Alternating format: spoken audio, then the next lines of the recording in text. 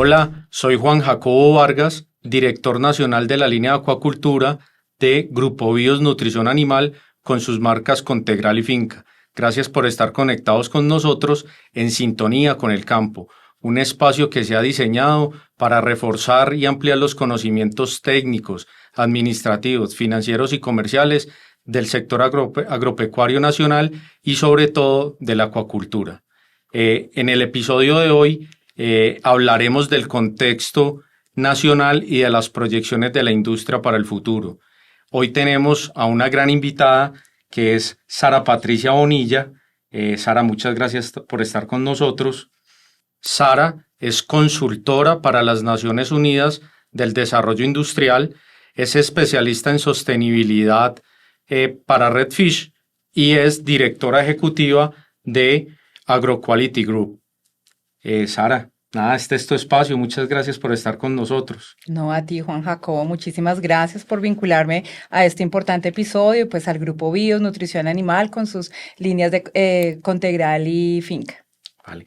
Sara, este espacio, como lo mencioné, es para que reforcemos algunos indicadores de la industria, qué estamos viendo hoy, qué nos ha enseñado, los retos que hemos venido enfrentando y cuáles son los retos del futuro. Entonces, quisiera arrancar porque habláramos de qué crees que va a pasar con el consumo per cápita nacional. Hoy lo podemos ver como una amenaza o una debilidad referente a los valores que tenemos versus el resto de países de la región, ¿o crees que es una oportunidad para que empecemos a dinamizar el consumo per cápita nacional? Bueno, Juan Jacobo, pues definitivamente el consumo per cápita es un indicador muy importante que va de la mano con el nivel productivo de cada uno de los países. Y cuando los países no llegan a ese punto de equilibrio, es que comenzamos a ver esquemas de exportación o cómo abastecemos el mercado nacional. ¿Y Colombia cómo está respecto a este indicador? Nosotros tenemos 9.7 kilogramos per cápita año de productos pesqueros y acuícolas, que quiere decir que tanto los productos que extraemos del medio natural, los productos que importamos, más la producción nacional, estamos consumiendo 9.7. De eso, 3.8 le corresponde específicamente a la acuicultura. Nosotros tenemos un bajo consumo per cápita, somos de las proteínas que en Colombia tiene pues un menor nivel de consumo, pero adicionalmente si nos comparamos con América Latina y con el mundo, vemos que el promedio de América Latina son 13 kilogramos, si vemos el promedio mundial son 21 kilogramos. Y si miramos las proyecciones de la OCDE en ese crecimiento que va a tener el consumo per cápita, vemos que Colombia tiene muchas oportunidades para poder llegar a tener esos indicadores promedio. Hay países referentes como España que tiene 50 kilogramos per cápita año, o vemos países como Japón que tiene 90 kilogramos per cápita año. Quiere decir que si nosotros comenzamos a enfocarnos más en campañas, en programas donde el consumidor tenga esta proteína como preferencia, podríamos tener una mejor dinámica de nuestra producción nacional. Sara, referente a eso que nos dices de las campañas, ¿qué crees que necesita la industria? Porque es que en el sector agropecuario estamos acostumbrados a ver campañas publicitarias para aumentar y para fomentar el consumo de carne de cerdo, de carne de res, consumo de pollo, de huevo. ¿Qué crees que le hace falta a la industria acuícola nacional para empezar a desarrollar y a potencializar este tipo de campañas? Esas campañas y esas activaciones que manejan otras proteínas pecuarias son muy importantes. Qué rico tenerlas en este sector, pero el gran punto de inflexión es que no hay una financiación para esas campañas.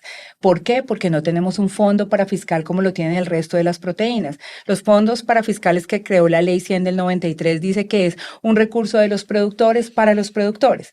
Y en este sector, poder tener ese fondo parafiscal ha sido un reto que se ha trabajado durante muchísimo tiempo. Eso es la principal fuente que tenemos.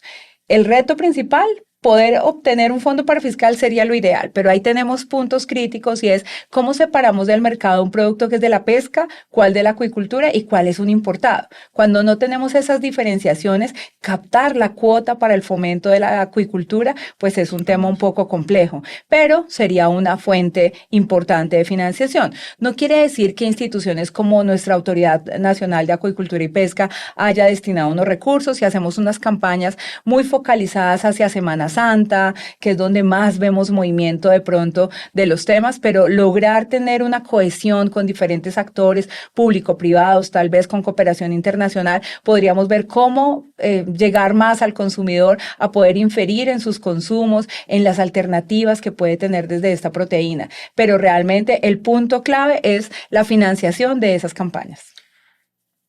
Ahora que mencionabas, la industria acuícola nacional tiene unos ciclos de producción muy establecidos generados por la Semana Santa. Sí.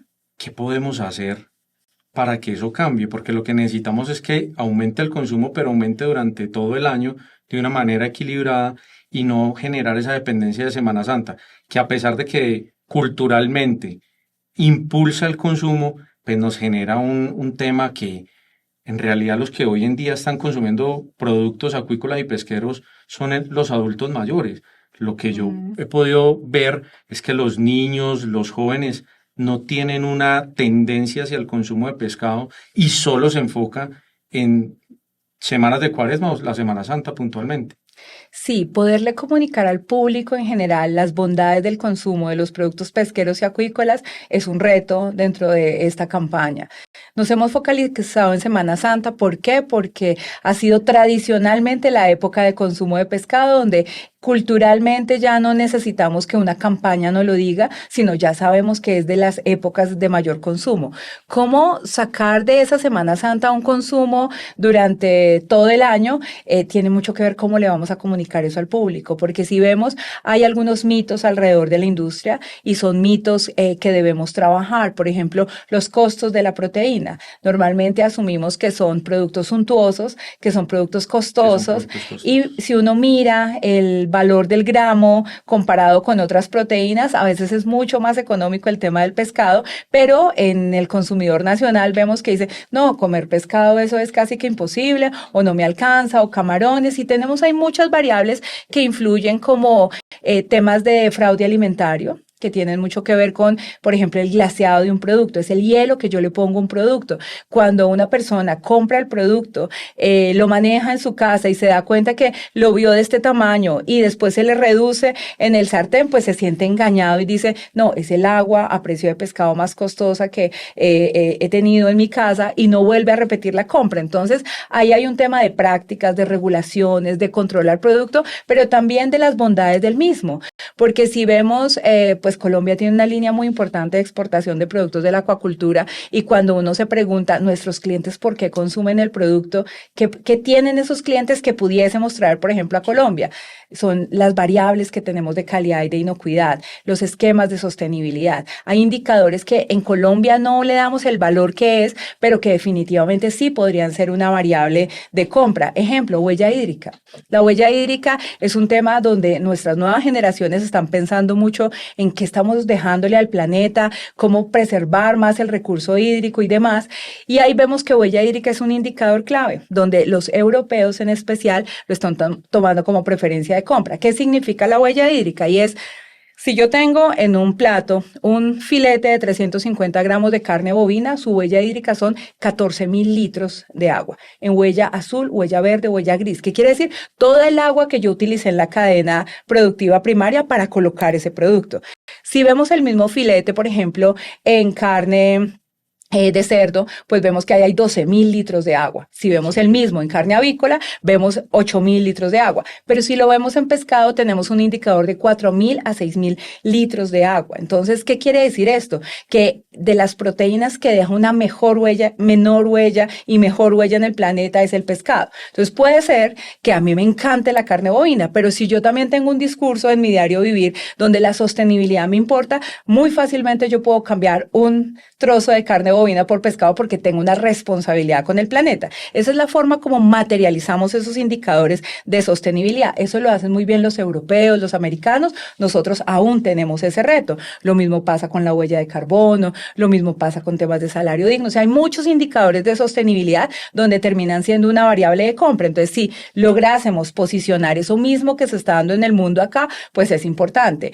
Huella hídrica, ¿por qué lo referencio? Porque nuestros peces no se toman el agua. Nuestros peces usan el agua, a diferencia de otras proteínas. Y ahí tenemos unas variables competitivas, comparativas, que si le transmitiéramos todo este conocimiento al consumidor final, sería obviamente una alternativa. Tú tocabas un tema de niños que también es muy importante y es qué estudios científicos hay detrás del consumo de pescados. Entonces, si vemos, Chile hizo un estudio muy importante de nutrigenómica apoyado por la FAO, donde demostró que los niños que consumen proteína pesquera y acuícola de los 0 a los 7 años pierden su nivel de recordación a partir de los 90 años. Los niños que no consumen pescados, mariscos de los 0 a los 7 años, a partir de los 50 años comienzan a perder su nivel de recordación. Entonces, esos indicadores también nos dan una pauta de cómo enfocar nuestra alimentación dependiendo el consumo responsable que tenemos. Entonces ahí para promover el consumo hay muchas variables, hay muchos estudios, pero sin lugar a dudas la fuente de financiación para hacer campañas que le transmitan esto al consumidor es lo que nos hace falta. Ejemplo, ayer en Agroexpo, el doctor Laforie de Fedegan hablaba, es el mayor consumo per cápita que tenemos de proteínas pecuarias, que es la bovina, y él decía, tenemos que seguir enfocando y trabajando con nuestros parrilleros en que se consuma más carne en Colombia. Y uno dice, ellos tienen el mayor consumo, tienen un fondo parafiscal donde apoyan muchas campañas y siguen innovando y siguen buscando alternativas. Eso le falta a nuestro sector. Un líder que maneje esos temas, un gremio, lo ideal sería que el gremio se encargara de esos temas y que a partir de fuentes de financiación pudiese desplegar mucha información hacia el consumo, entender temas de etiquetas, presentación de productos, temas de glaseado, bondades del producto. Ahorita vemos en todo el tema pues muy fitness y todo el tema de salud, que el pescado, los mariscos tienen una proteína especial para esas líneas, pero tenemos mucho potencial para poderlo comunicar. Sara, porque digamos que cuando me dices eso, reviso y es que tenemos una proteína de un alto valor biológico y hoy ya existe una tendencia hacia los consumos sostenibles. Entonces es que podamos articular esto para potencializar y generar cada vez más bondades al público y que conozca más de lo que en realidad se está consumiendo y de lo que ha venido ocurriendo en ese sistema productivo o en esa industria referente a la trazabilidad de lo que ha manejado y cómo se ha conseguido esa proteína. Mencionas algo de exportación, pero no quiero que cerremos este tema sin antes preguntarte, ¿cuál es la zona del país que más pescado consume? Pues mira, en Colombia tenemos diferentes consumos, pero lo que son Costa Caribe, Costa Pacífico, todas las ciudades cercanas son las de mayor consumo per cápita. Ciudades principales como Bogotá, como Medellín, como Cali, tienen un consumo per cápita medio, pero hay otras zonas del país donde realmente al interior es muy bajo el consumo, por acceso a la proteína o por costos de la proteína, pero sin lugar a dudas nuestras costas son las que mayor dinámica le dan al consumo de pescado. Perfecto. Sara, ahora sí, para que empecemos el tema de exportación, siempre hemos creído que la exportación ha sido y será un dinamizador de la industria nacional, porque todas esas biomasas que hoy tenemos nadando en el sector, en lagos, en geomembranas, en sistemas de IPRS, en jaulones flotantes, van destinadas a una parte al mercado internacional, lo que genera, digamos que, un equilibrio entre oferta y demanda en el mercado nacional. Sin embargo, quiero puntualizar en algo y es ¿por qué por qué han caído las exportaciones en el primer cuatrimestre del año cerca de un 30%? Ok, bueno, primero, pues expliquémosles a nuestros oyentes el consumo aparente. ¿Por qué hablamos de exportaciones? Porque hablamos de consumo. Normalmente lo que vemos en un país es medimos la producción nacional, le restamos las exportaciones, le sumamos la importación y lo dividimos sobre el número de habitantes. Eso es lo que nos da el consumo per cápita. Entonces ahí hay dos variables. El consumo nacional, que es el per cápita, es una producción que tenemos nacional donde a bajo consumo per cápita nos obliga de una u otra manera a pensar en la exportación. ¿Por qué? Porque no tenemos dónde más vender en el territorio nacional y tenemos una producción que podemos colocar bajo ciertos criterios, básicamente de admisibilidad en países, temas sanitarios y de inocuidad. Cuando miramos el tema de la exportación, vemos que Colombia ha venido teniendo una dinámica muy importante de participación y pues hoy somos el primer proveedor del mercado americano durante los últimos 7 años y estamos destinando promedio un 40% de la producción la estamos destinando al mercado de exportación en lo que es tilapia, trucha y camarón de cultivo, que son las 3 especies que exportamos en Colombia. Y cuando tú me preguntas por qué han caído las exportaciones, en lo que es este primer trimestre, lo vemos por varias razones. La primera es, estamos en un momento geopolítico donde nos estremeció una imposición de un arancel en Estados Unidos, que ha sido un tema muy importante no solamente para Colombia, sino pues para todos los países del mundo. Y eso hace que tengamos que mirar nuestros costos, mirar los precios, los valores que tenemos y poder tomar las mejores decisiones para colocar esa producción. Y ahí vemos que en lo que es el filete fresco de tilapia no somos competitivos con el arancel. Estamos viendo que el precio de compra para nosotros está básicamente en una desventaja con nuestro costo de producción. Entonces, eso nos pone a pensar qué hacemos con este producto. ¿Lo ponemos en el mercado de exportación o lo dejamos en el mercado nacional y le damos una dinámica como tal?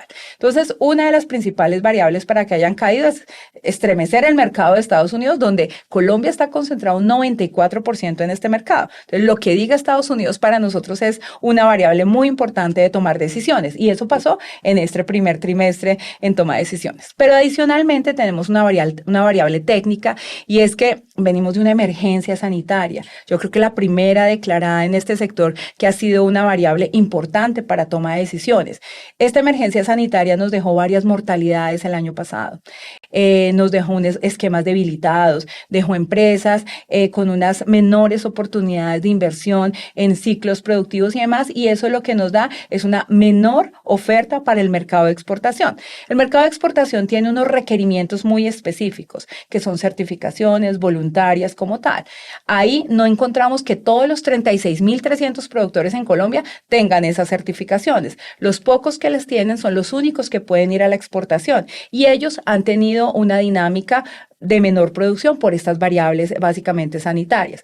Tú ves una caída, pero a partir del 5º mes también comienzas a ver una recuperación, pero también ves una caída en un mercado que ha caído en general. O sea, no es que nosotros solitos hayamos caído, es que el mercado de Estados Unidos tiene menores importaciones de filete a nivel mundial. De filete. De filete. Estamos hablando de filete porque es diferente nuestra tilapia roja entera, que pues esa es otra dinámica como tal. Entonces, esa caída en el mercado pues nos afecta a todos los países, que efectivamente tenemos un vecino, Brasil, que ha comenzado a tener una dinámica importante de crecimiento, claro que sí, y él ha venido abarcando lo que dejó de exportar Honduras, Costa Rica y Colombia, lo ha suplido muy bien Brasil, pero si tú miras en conjunto las importaciones de Estados Unidos, vemos pues que ellas también vienen decreciendo, no este año, sino vienen decreciendo en los últimos 7 años fuertemente.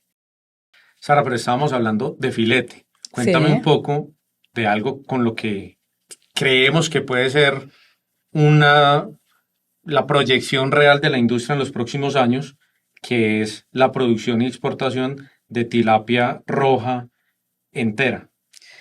Por supuesto, mira, los mercados tienen dinámicas a las cuales tenemos que estar muy atentos y en las cuales debemos participar de manera muy activa. Y es así como en el año 2020, Colombia, después de llevar 15 años hablando solamente de filete fresco, en el 2020 en la pandemia vemos una oportunidad de exportación del pez completo en la variedad roja, tilapia roja entera fresca, y comienza a tener un crecimiento muy importante en Colombia. Lo que era una categoría en el 2020 como una alternativa, hoy representa el 50% de nuestras ventas. Las exportaciones de Colombia ahora son 50% filete, 50% tilapia entera roja. Sara, ¿y quién consume? Porque la información que siempre hemos tenido del consumo de filete o del consumo de tilapia en Estados Unidos era que principalmente era filete por su preparación y porque estaba destinado a algunos canales de comercialización de full service. Pero hoy lo que estamos viendo es que tiene una tendencia diferente la tilapia roja, pero es entera. ¿Quién la consume? ¿La consume el americano? ¿La consume el latino? Principalmente los latinos que conocen la famosa mojarra, porque la mojarra y la tilapia son igual, pero aquellos latinos que están en Estados Unidos añoran esa mojarra colombiana, y ahí lo que han encontrado es en grandes superficies como Costco, como Walmart, ese pescado que les recuerda a su país, y eso ha tenido una dinámica de crecimiento muy importante en la presentación de fresco.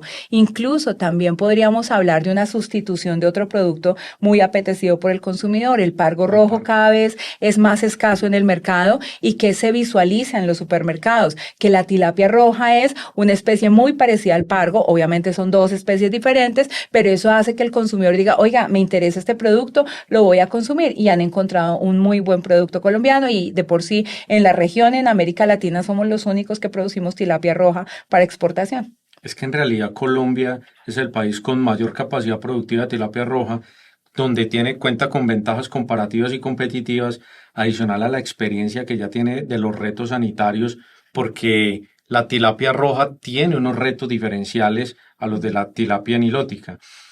Quisiera puntualizar algo, y es que en las exportaciones siempre hablamos de filete de tilapia nilótica, hoy hablamos de tilapia roja entera, trucha y las otras especies que se producen en Colombia.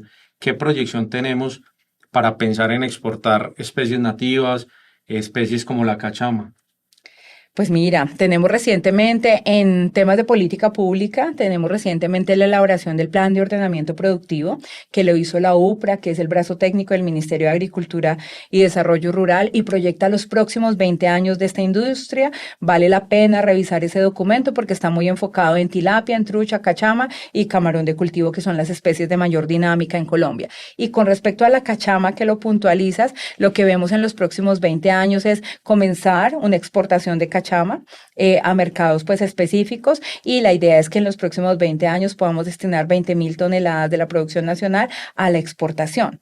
¿Por qué la cachama? Pues también es una pregunta. La cachama ya ha venido teniendo un testeo en el mercado, y sobre todo, así como hablamos de la tilapia roja para los latinos, la cachama es un producto para los asiáticos muy atractivo. Sí. El consumo favorito de los asiáticos es la piraña, y la cachama es una prima de la piraña en especies. Entonces, ¿qué han encontrado los asiáticos en la cachama colombiana? Es una piraña mucho más grande, más carnuda, que pues conserva los sabores de su prima, la piraña, y eso hace muy atractivo este producto para el mercado. Entonces ahí hay una gran posibilidad de poder llegar a nichos de mercado específicos, al igual que los latinos. O sea, los latinos conocen la cachama, los colombianos conocen la cachama y podrían tener un producto como tal. Entonces, esta es una de las especies que hay que revisar. Hace 4 años más o menos, en la feria de Boston, que es la feria donde mayor participa el sector y donde se ven las tendencias de mercado, sacaron un producto que ganó un premio de innovación, que son las costillas de cachama ahumadas. Entonces saben que la cachama tiene unas espinas muy grandes, y eso básicamente simulaba unas costillitas que ahumadas fue un producto de preferencia, que tendría una oportunidad como tal desde el nivel de la innovación de poder llegar a mercados específicos. Entonces la cachama es esa siguiente especie que puede comenzar a tener una dinámica de participación. Cuando me preguntas por otras especies, la otra alternativa que hay en Colombia es el pirarucú. El pirarucú es una especie de la Amazonía que tiene un gran potencial, que hemos exportado algo más de captura que de ciclo productivo a través de la acuicultura. Ahí tenemos grandes oportunidades, no tenemos los desarrollos de Brasil o de Perú en el cierre del ciclo, sobre todo desde la fase larval hasta crecimiento en finca. Hay oportunidades de mejora desde la innovación y la tecnología, pero sería otra de las especies que tiene potencial como tal, que tenemos hoy de manera formal. Hay otras especies que también podrían tener participación en incursiones en mercados, pero pues que les falta un poquito para la formalización en Colombia. Antes de que hablemos de ese poquito, porque también nos interesa en este episodio que tenemos de Sintonía con el Campo, quisiera preguntarte y que retomáramos un tema de la cachama, y es que hoy en Colombia estimamos que el 17% de la producción nacional es en cachama. En realidad somos grandes consumidores de cachama. Obviamente está muy centralizado en algunas zonas del país. Santander es un gran consumidor, algunas zonas del centro del país. La costa ha venido modificando sus hábitos de consumo, y hoy hay estudios de algunas universidades nacionales en las cuales están haciendo algunos análisis incluso con las espinas intramusculares que tienen las cachamas. Entonces considero que ahí puede haber una oportunidad muy grande. Referente al tema del pirarucú, es y será un nicho de mercado. Creo que ahí es una excelente especie para la exportación y para el consumo, pero seguirá siendo un nicho de mercado. Ahora sí, toquemos el tema de lo que nos falta un poquito ¿Con qué especie nos falta un poco? Sí, bueno, te quiero complementar algo del tema de la cachama que me parece importante, y es Colombia ha venido creciendo en cachama y también ha sido respuesta a la crisis sanitaria que tuvimos, ¿no? Entonces, esa también es una de las razones por las cuales la oferta de tilapia bajó, porque muchas fincas cambiaron tilapia por cachama mientras se definía todo el esquema sanitario, y eso hace que tengamos unas producciones interesantes y que pensemos en que el consumo nacional es suficiente, pero también que podemos tener para la exportación. Y con respecto a esa especie que nos falta un poquito, dale, Sara, pero que ahí dime. quiero hacer puntualizar en algo, y es en la estructura en la cual debemos enfocar el negocio.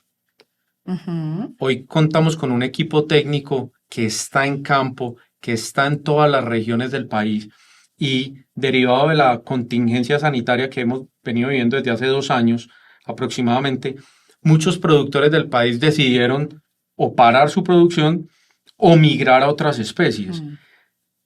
Pero este negocio cambió.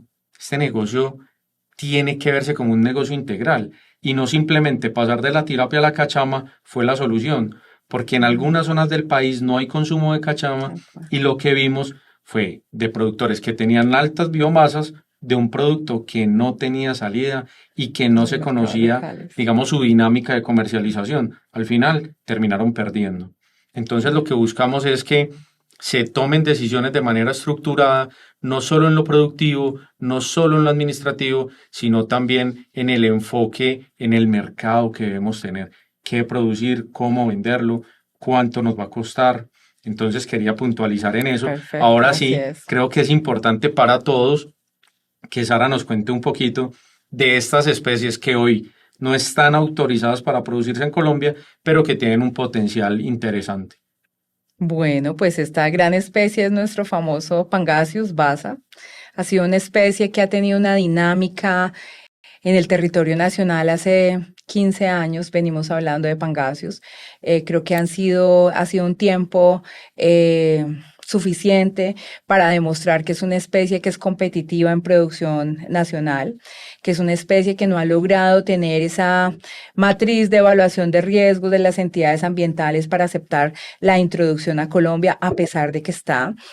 Hace 12 años hablábamos de solicitud de permiso para la introducción de la especie y comenzar a hacer pruebas, pues nunca se dio, siempre ha sido una negación a poder dar este paso en la industria, pero desafortunadamente pues la especie ya está acá, la especie crece por todas las zonas del país y pues no tenemos procesos de inspección, vigilancia y control lo suficientemente robustos como para haber parado el tema de la producción e incluso en los últimos 2 años hemos venido hablando muchísimo de retomar esos permisos, esas solicitudes ante las entidades ambientales de, oiga, mire, Colombia se está llenando de pangasius, vale la pena mirar esta especie, vale la pena formalizarla, porque la formalización de la especie sería una acción súper clave para dinamizar también esa industria y sobre todo dinamizar gran parte de la producción que tienen los pequeños productores. Entonces, aquí vale la pena no seguir tapándonos los ojos y decir, no, no se puede, acá no hay, cuando vemos que la dinámica real en el campo es otra. Y las oportunidades comerciales de la basa del Pangasius también son grandes. Colombia hace 10 años importaba 70.000 toneladas de Pangasius. Hoy estamos importando 17.000, 20.000 toneladas de Pangasius. ¿Qué quiere decir eso? ¿Que dejamos de consumirlo? No, que logramos una sustitución con producción nacional, entonces por eso tenemos una menor importación. Que vemos hacia el mercado de exportación también, y creo que aquí los exportadores han venido apoyando esta gestión de formalización muy importante en Colombia porque sería una alternativa para el mercado. Sin lugar a dudas, Estados Unidos es importador de pangasius, Vietnam es el gran productor, y qué ven con Colombia o qué ven con los países de América Latina. Están muy a la expectativa de quién está formalizando la especie, quién tiene la capacidad de producción, quién cumple con las plantas certificadas HACCP, con los esquemas de certificación para llegar a este mercado. Y al igual que con la tilapia, con la trucha, tenemos una ventaja comparativa y competitiva, y es que nosotros llegamos en 3 horas y media al mercado de Estados Unidos. Yo te iba a preguntar, Y ¿podría ser filete fresco? Normalmente es posta o pueden ser producto entero en fresco. O sea, el mejor valor agregado de un pescado es su frescura. Cuando tú vas de pesca y sacas el pescado y lo preparas inmediatamente, el sabor es muy diferente a que tú hayas sacado ese pescado, lo hayas congelado hasta su máximo permitido, que son 2 años, y lo descongeles y lo prepares. O sea, el valor en el diferencial, y quien sabe del producto sabe que la frescura es lo mejor. Y ahí Colombia se ha especializado mucho con el mercado de Estados Unidos. Nuestras exportaciones son en fresco. La mayoría, obviamente, tenemos la categoría de congelado también. Hoy somos 80% fresco, 20% congelado, pero en el producto fresco, pues tener la ventaja de tener ya una logística desarrollada para el tema podría darle ventajas al Pangasius. ¿Qué vemos nosotros en esta frescura? Yo tengo una frase muy coloquial y es que donde llega una flor, llega un pescado.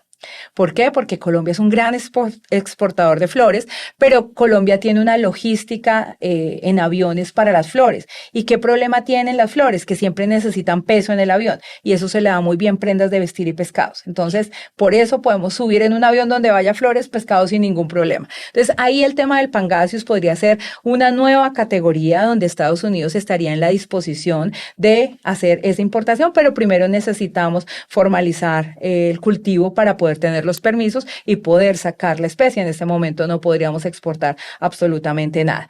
Ya hoy tenemos una dinámica de esta especie para el mercado nacional importante porque ayuda a incrementar el consumo per cápita. Es una proteína de bajo costo, es una proteína que le puede dar la oportunidad a una gran población de consumo. Entonces, tiene un gran potencial, pero hoy en día no tenemos el permiso para producirla en Colombia. Pues diversificar los portafolios en acuacultura siempre será bueno. Nos toca hacerlo de una manera estructurada y formal. Y ahí es un tema muy importante que debemos hablar de la formalización de la acuacultura y de los productores. Pero antes de entrar en ese tema, quería decirte el objetivo de este espacio es que podamos entregarle información a los productores de qué está ocurriendo hoy en la industria y cómo prepararse para los retos del mañana. Y cuando analizamos esto, empezamos a revisar algo, y es que la idea es que la exportación siga creciendo. Si yo soy un productor pequeño o mediano, ¿en qué indicadores debo pensar para poder el día de mañana integrarme a una comercialización más formalizada para los mercados nacionales o regionales o para la exportación? Porque la gran mayoría de productores del país son productores de tilapia roja. Entonces ellos hoy tienen experiencia y ya tienen un producto que se requiere tanto en el mercado nacional como en el mercado de exportación. ¿Cómo integrarlos a estos mercados formales para que están destinados a grandes superficies del mercado nacional o para la exportación? Sí, mira, el tema no solamente una proyección de exportación, yo creo que retomo tu primera pregunta y es el tema del consumo per cápita nacional. Si nosotros tenemos esa apuesta y esa alternativa como país de incrementar el consumo per cápita, nuestra producción nacional no sería suficiente para incrementar 4 o 5 puntos en el consumo y tener por lo menos el promedio de América Latina. Entonces, la especialización que nosotros necesitamos va muy de la mano del mercado. Si no tenemos esa fuerza para promover el consumo nacional, definitivamente tenemos que buscar la alternativa de los mercados de exportación. ¿Cómo un pequeño, mediano productor puede estar inmerso en esta línea? Es una pregunta con muchas aristas de análisis, pero una respuesta muy simplificada es volverlos competitivos. Yo siempre digo que un pequeño, un mediano tiene que ser igual de competitivo que un producto importado o que quien va a la exportación. Y creo que ahí hay un reto muy importante desde el área técnica, desde el área administrativa, y es poder llevar los mejores indicadores para que pueda competir en cualquier mercado un productor nacional. Pero también hay que ver cómo se materializa la exportación, y ahí vemos que hay un punto y es la planta de procesamiento. Yo no puedo sacar del país un pescado si no ha pasado por una planta de procesamiento que tenga una certificación por la autoridad competente, que es el INVIMA, la certificación HACCP, que es el decreto 60 del 2002, donde lo que dice es el análisis de riesgos y peligros debe estar certificado por la entidad competente como tal. Si yo tengo una planta en esas condiciones, yo puedo llegar a cualquier mercado. De por sí, las BPM que maneja el sector pecuario en algunas o el sector agro en general, las buenas prácticas de manufactura no son suficientes para nuestro sector. Incluso por la misma legislación, lo que son lácteos y lo que es pescado, necesita que el sistema sea más robusto a llegar a un sistema HACCP. Y ahí no tenemos opción de tener otra alternativa, sino plantas de procesamiento que cumplan con estos puntos de la norma y que se puedan certificar para poder sacar el producto a un mercado especializado o a un mercado de exportación. Grandes superficies en Colombia, PriceSmart, Éxito, Carulla, Cencosud, con Metro, con Jumbo, ellos compran productos solamente que sea demostrable que pasa por una planta HACCP, porque esa es la garantía que se le da al consumidor de poder analizar todos los riesgos y peligros y llegar con un producto inocuo. Ahí es donde está el reto para los pequeños y los medianos. Cómo ellos enlazan su producción primaria a estos sitios de procesamiento y llegan a esos mercados especializados o a esos mercados de exportación. Entonces, ahí vemos un reto importante con ellos, porque el mercado normal de ellos es una venta local, regional, principalmente plaza de mercado. Tenemos el 65%, donde la plaza no te pide nada. Es más, te manda el camión, te lo recoge en la finca, te lo paga a veces de contado, a veces 8 días, y te da una dinámica de trabajo súper tranquilo. Pero si quieres llegar a esos mercados, tienes que pensar dónde lo vas a procesar. Ese es el primer punto de partida.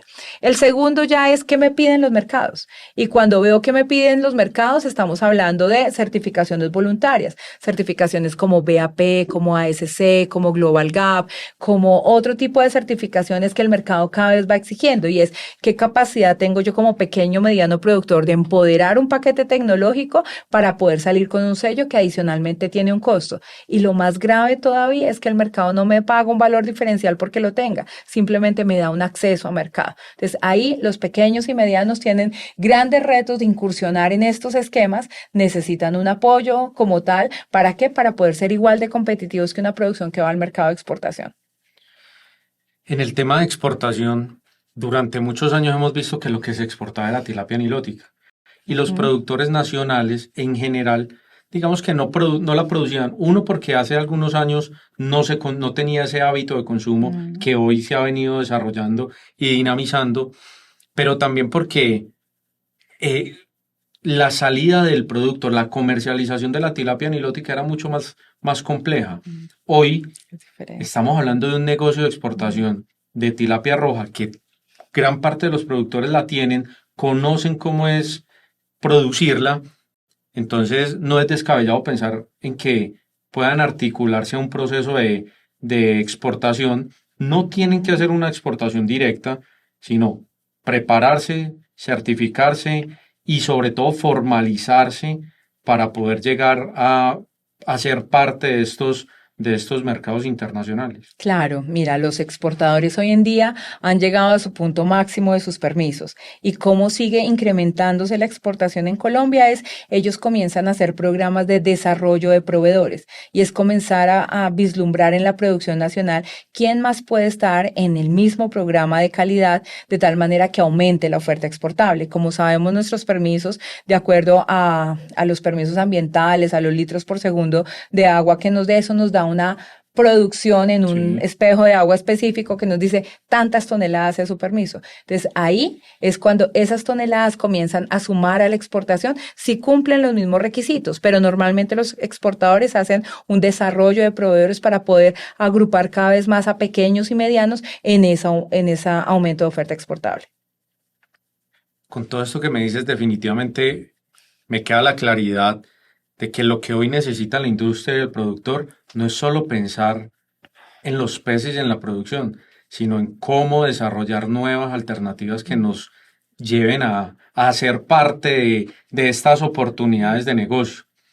Nosotros como aliados de la industria y hoy que tenemos estimado que cerca del 72% de la tilapia que se exporta es alimentada con nuestros productos, digamos que hemos liderado los procesos para ser aliados estratégicos de los exportadores en certificaciones como BAP, Global Gap, ASC, poder tener sellos de sostenibilidad como el que tenemos con USEP de Sustainable USOI. Entonces, con todo esto, yo creo que las condiciones están dadas para seguir incrementando esas y potencializando esas particularidades que van a llevar a los productores a poderse integrar a estos mercados. Sara, hay un tema importante y es cuáles son los retos del mañana, porque es que siempre hablábamos de, hoy hemos tenido retos sanitarios, hemos tenido retos comerciales, hemos tenido dificultades con temas de paros, de movilidad, de logística, pero ¿cuáles son los retos del mañana del productor nacional? ¿Qué crees que a lo que se va a enfrentar el productor el día de mañana? Son muchas variables, pero quiero reforzar un tema en certificaciones y esas oportunidades de mercado. Muchas veces pensamos que solamente es para los grandes, no, es para los pequeños. Y yo creo que aquí vale la pena destacar cómo en los últimos 15 años se ha reforzado mucho las certificaciones en diferentes eslabones de la cadena de suministro por los propios requerimientos del mercado, donde sin lugar a dudas Contegral ha sido un gran aliado del sector. Contegral ha sido pionero en 3 de las certificaciones que tenemos, como son BAP, ASC, Global Gap. O sea, eso nos ha dado la oportunidad de decirle al mercado, mire, no solamente tenemos las semillas certificadas, nuestros sistemas de engorde, nuestras plantas de procesamiento, sino también el alimento que le damos a los peces, porque es una forma de demostrar sostenibilidad. Entonces, ahí tenemos un gran punto referente que nos da también la posibilidad de replicar mucho de ese modelo en el resto de productores nacionales. Y retos muy específicos tenemos. Primero, la formalización. Somos un sector con una baja formalización, es más, somos el sector más normado del agro en Colombia, o sea, por nuestros peces estar dentro del agua necesitamos permisos ambientales y al necesitar permisos ambientales se nos muestran muchos retos de cómo enlazar lo ambiental con lo productivo y con lo sanitario. Ahí tenemos el 4% de los productores a nivel nacional tienen formalización, esto nos representa casi un 50% de la producción nacional, quiere decir que tenemos aún un gran número de productores, unos grandes volúmenes de toneladas pendientes de la formalización y solamente hasta cuando yo me llamo piscicultor, acuicultor, camaronicultor es que puedo decir estoy dentro de esa categoría, de lo contrario pues estoy en la clandestinidad y no tengo acceso a nada de los ejercicios de política pública, porque cuando hablamos de reto, automáticamente siempre en las reuniones con los productores y demás, lo que vemos es necesito financiación. Listo, el Estado a través de la política pública saca líneas de financiación para la piscicultura. ¿Quiénes pueden acceder? Son los formalizados. Entonces, desde el acceso, desde los instrumentos de política pública, debo llamarme acuicultor en cualquiera de las categorías, camaronicultura o piscicultura. Entonces, ahí la formalización se vuelve un hito súper importante para los productores. Otro tema que tenemos de reto es la diversificación de especies. Ya hablamos del tema del pangasius, hablamos de la posibilidad de cachama, de pirarucú, pero también en ese tema hay muchas preguntas y es, ¿y nuestras especies nativas qué? ¿Por qué no están dentro de las líneas de trabajo? ¿Por qué no aparecen como una posibilidad de exportación? Es porque nos falta perfeccionar paquetes tecnológicos. Si quisiéramos traer otra especie al país a producción, por ejemplo, el salmón, digamos que en el Pacífico, digamos, sí tenemos alguna oportunidad porque maricultura no tenemos en Colombia. Y tenemos dos. Tenemos 2 mares, pero obviamente con grandes oportunidades de desarrollo. Entonces, un segundo reto es poder vislumbrar en ese futuro de la acuicultura en qué nos vamos a concentrar. ¿Vamos a seguir con las mismas especies? ¿En qué dinámica? ¿Les vamos a mejorar sus indicadores o vamos a pensar en nuevas? Entonces, las especies nativas necesitan seguir perfeccionando sus paquetes tecnológicos más que para la exportación para un mercado nacional, porque las nativas a veces es más difícil posicionarlas y más cuando vemos esa tendencia de la revolución azul del crecimiento que habla la OCDE, donde el 12% al 2032 va a tener una participación. Las especies que están marcadas son más las especies de una dinámica tradicional, como son, por ejemplo, la tilapia, como son el pangasius, como son el salmón. Entonces, ahí vemos que nuevas especies no tendrán oportunidad, pero poder vislumbrar un mercado nacional y un consumo per cápita con ellas sería también una dinámica para las regiones importante. Otro tema que vemos en esa diversificación de especies es la capacidad instalada para procesar y poner en un mercado. Entonces, ¿cuántas plantas de procesamiento tenemos en Colombia? Tenemos 14 plantas de procesamiento con las certificaciones respectivas del INVIMA que se dedican hoy solamente a la exportación. Y cuando vemos en ese aseguramiento integrado de la calidad, pues un colombiano merece la misma calidad que un producto de exportación. Sara, ¿y cuántas de esas plantas están en el Huila y en el Tolima? Sí, bueno, en el Huila tenemos la mayoría, tenemos básicamente el 100% de las plantas de exportación de tilapia. Tenemos 6 plantas con certificación HACCP que están habilitadas tanto para los mercados de Estados Unidos como los mercados de Europa y últimamente adquirimos la habilitación al mercado de Reino Unido. Entonces son plantas que han venido especializándose mucho en el tema de exportación. En el Tolima no tenemos plantas certificadas HACCP, el resto de plantas están en trucha y en trucha tenemos una en el Cauca, una en Risaralda, dos en Antioquia, perdón, tenemos una en Bogotá, tenemos una del Caribe colombiano, tenemos una en Camarón de Cultivo. Entonces ahí vemos que las que tienen esa competitividad son exclusivamente las que hoy se encuentran en la dinámica de exportación, que dejan un porcentaje para el mercado nacional, claro que sí, pero ¿qué quiere decir? Que tenemos otras producciones nacionales que necesitamos buscarles esquemas de plantas de procesamiento precisamente para poder tener esa dinámica. Y en plantas de procesamiento tenemos muchas oportunidades de mejora. Sara, mencionaste camarón y de los 20 años de experiencia que tienes en la industria acuícola nacional, 15 han sido en acuacultura, en piscicultura puntualmente y 5 han sido en camarón. Sí. ¿Por qué la industria del camarón en Colombia no se desarrolló con la proyección que todos esperábamos? Sí, lastimosamente, camarón tuvo un hito importante y es, tuvimos una caída de precio internacional que tomó a la industria en su máximo endeudamiento y eso lo que hizo fue que colapsara la industria. O sea, alto endeudamiento, menor percepción, tuvimos una tasa representativa del mercado de 1.600 pesos, pues que era un tema crítico. Entonces, 3 variables que se juntan hacen que el sector entre en crisis, pero no fue una crisis que pudiésemos mediar, sino fue una crisis que acabó con la industria prácticamente. Sobrevivieron pocos, hoy en día están tanto en el Caribe colombiano. Y tenemos producciones en el Caribe y tenemos producciones en el Pacífico, pero las del Pacífico son menos competitivas que las del Caribe colombiano. Pero dentro de los planes en política pública está el tema de la reactivación de la camaronicultura. En mi época, pues cuando estuve en Acuanal, en Ceniacua, se hizo un estudio, por ejemplo, de la Guajira. La media Guajira tiene un gran potencial para el desarrollo de la camaronicultura que hoy están nuevamente retomando y vislumbrando cómo nuevas inversiones pueden llegar a estas regiones y podemos tener una mayor producción de camarón en el territorio nacional. Pero es una industria con grandes oportunidades, además es una industria muy bonita, de un ciclo más corto que la piscicultura, podemos tener hasta 3 ciclos al año, pero pues sí necesita una nueva inversión. Sara, creo que hablamos de temas muy importantes para la industria. Agradezco que nos hayas acompañado en el episodio de hoy. A todos ustedes, muchas gracias por haberse conectado con nosotros en sintonía con el campo y el compromiso de nosotros como Grupo Bios Nutrición Animal seguirá siendo trabajar para el sector y seguir alimentando a todos, desarrollando el campo colombiano. Muchas gracias. Muchas gracias, Juan Jacobo. Una muy buena experiencia y pues la acuicultura es la revolución azul. Estamos en el sector que es en los próximos 30 años. Vamos a ver una gran participación de estas proteínas. Sara, gracias. A ti, muchas gracias.